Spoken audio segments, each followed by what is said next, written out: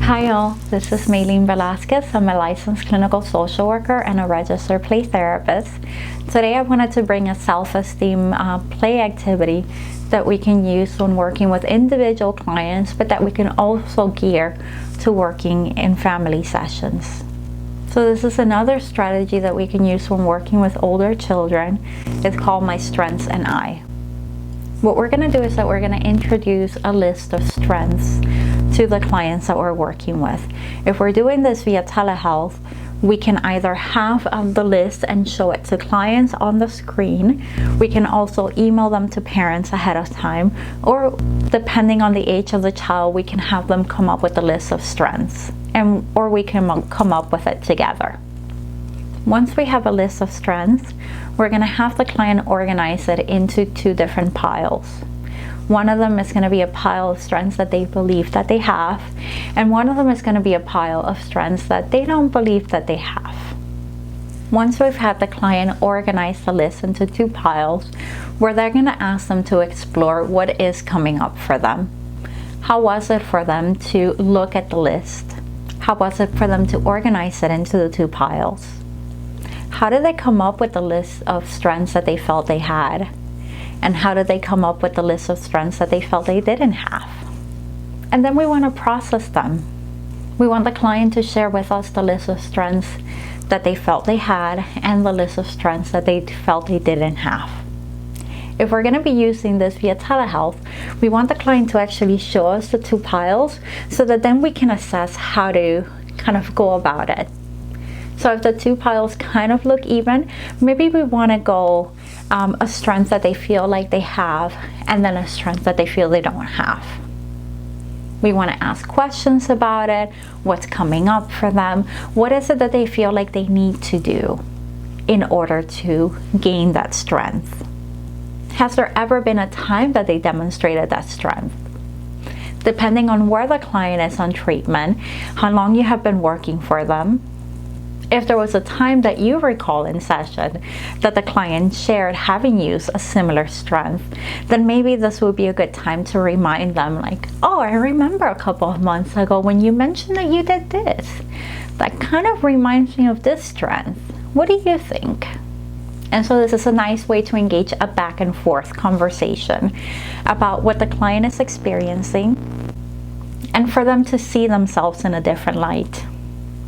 And if you're doing this in the office, you're going to have your list of printed words ahead of time so that then you can distribute to the clients that you're working with. I have a list of about 30 strengths that I use with clients regularly. I'm going to post the link, and you can feel free to use that list with the clients that you're working with. It basically looks like this. One of the things that I find really cool about this strategy is that you can also turn it into a family therapy activity. One of the ways that I do it is that I have a list that is distributed to the families ahead of time if I'm doing it online.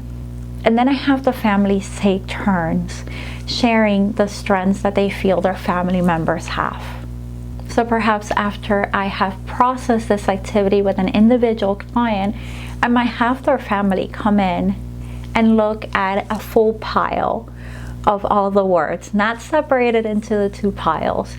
And then I'll have them show me what are the strengths that they feel like their family member has. And to actually share examples of times that they have seen that family member use those strengths. You want to guide the process so that you can help the family focus on strengths and work together at looking at the positives. You can also have members of the family name the strengths that they see among other members, not just your identified client. So you can have the children in the family identify strengths that they've seen in their parents, and maybe share an example of a time that they've seen their parent use that strength. You can also have siblings share times that they've seen those strengths among each other. You can turn it into what I admire about you, and have them pick out a word from your list of what is it that they admire about their family member. So this is an exercise in strengthening self-esteem and self-worth, but it's also an exercise in strengthening family dynamics.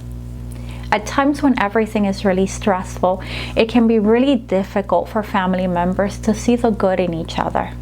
It is a side effect of the human condition that the more stress that we have, the more that we pay attention to the things that are not going well. So especially during a time like this, it can be really helpful to help families reframe the way that they're relating to each other, and to create a space where family members can mirror each other's strengths. As with most of the interventions that I have been discussing, at the end you want to create a space for processing. What was this like for you? What did you like about it? What did you not like so much about it? Was there anything you were surprised about? What was it like when your family members said that they really admired this about you? Or what was it like when your sister or your brother or your sibling or your parent pulled out this strength? What was it like for you when you said that you weren't really hardworking, but I reminded you of that time a couple of months ago when you worked really hard to get X, Y, and Z? So you want to create space for those back and forth conversations. When possible, something that I really like to do with families is to give fun assignments for them to do during the week. So a fun, focused task for the family to work during the week might be for them to notice one strength that they see in one of their family members during the week, and then for them to bring it to the next session so that we can discuss it together. And just one. If they find more, great.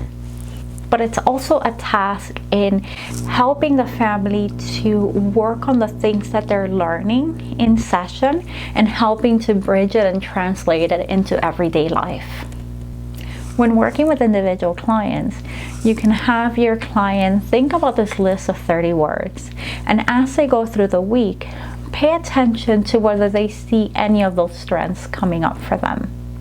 Depending on where your client is at, you might have them think about this pile that they didn't feel like they were demonstrating, and see if they can pick one thing that they do during the week or that they notice that shows that strength.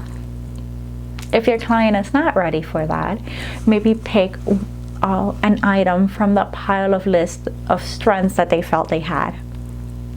You always want to assess the appropriateness of each intervention that you're using to make sure that it's going to have the most benefit to the people that you're working with. So this was the My Strengths and I intervention. I hope that it was useful and helpful to your practice.